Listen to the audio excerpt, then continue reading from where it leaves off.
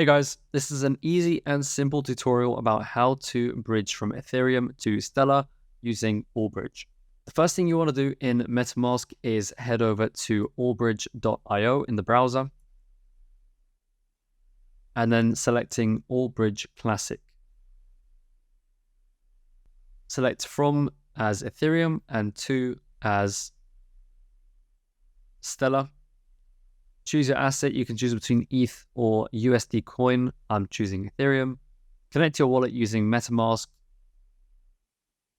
Paste the contract address of your Stellar wallet into the top field and the amount, and then click send.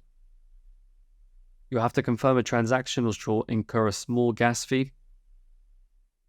And then it's just a waiting game for it to confirm. Once the transaction is confirmed, you can click receive and you've successfully received your Ethereum. Now all you have to do is go back to Lobster and hit refresh and you should see your ETH in your wallet.